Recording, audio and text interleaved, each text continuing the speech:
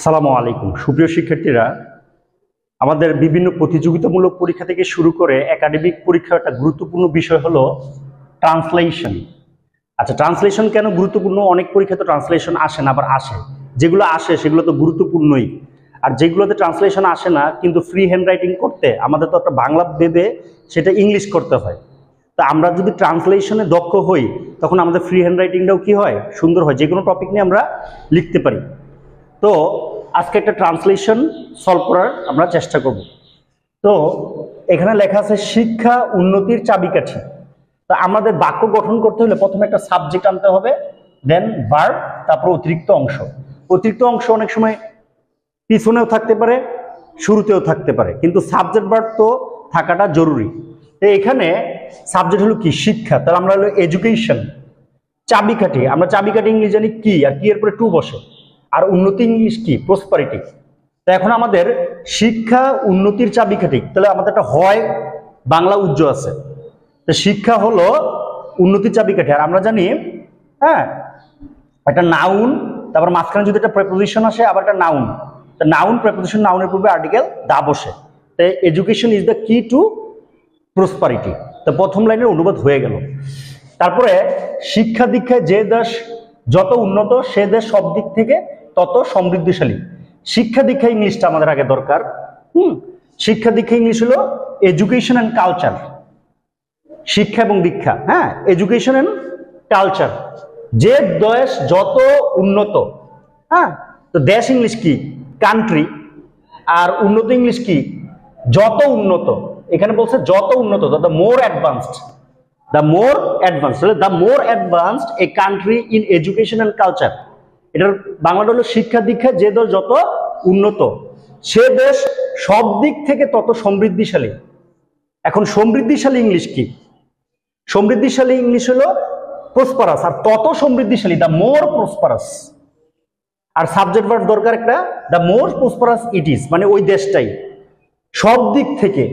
তাহলে in all respects, in all respects. এটার ইংলিশটা হলো the more advanced a country in education and culture, the more prosperous it is in all respects. আচ্ছা, তারপরে দেখা যায় তবে শিক্ষাকে যুগের চাহিদা মাফিক হতে হবে। তাহলে শিক্ষা তবে ইংলিশ কি? বাট। আর শিক্ষা ইংলিশ কি? এডুকেশন। হ্যাঁ, চাহিদা মাফিক, যুগের চাহিদা মাফিক। যুগের চাহিদা মাফিক ইংলিশ কি? The needs of the age, the needs of the age. এটার ইংলিশ হলো, হ্যাঁ, এটার বাংলা হলো যুগের চাহিদা মাফিক হতে হবে, মানে সঙ্গতিপূর্ণ হওয়া। তাহলে গিয়ার শব্দটাকে আমরা সঙ্গতিপূর্ণ অর্থে প্রকাশ করতে পারি, গিয়ার।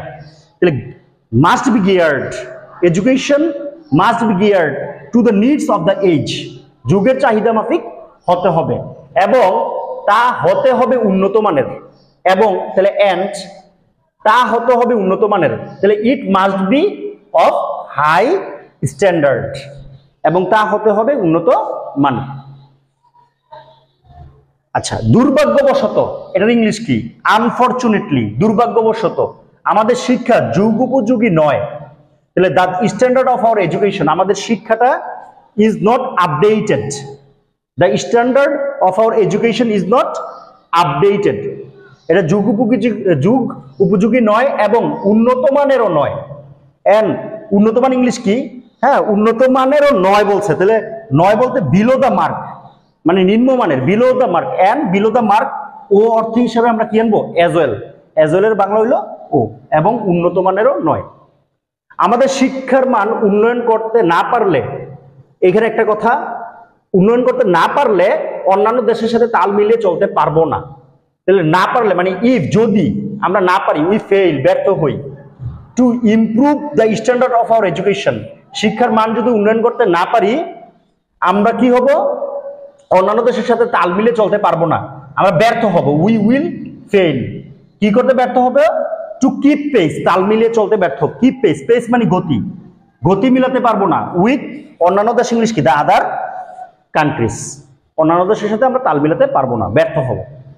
তো অনুবাদে সবসময় যে শব্দের সাথে মিল রেখেই ইংরেজি আনতে হবে এরকমটা না, এটা এটার সাথে সঙ্গতিপূর্ণভাবে ইংলিশ করতে পারলেই হবে। এই ছিল আজকের ট্রান্সলেশন। সবার জন্য শুভকামনা। Thanks for watching.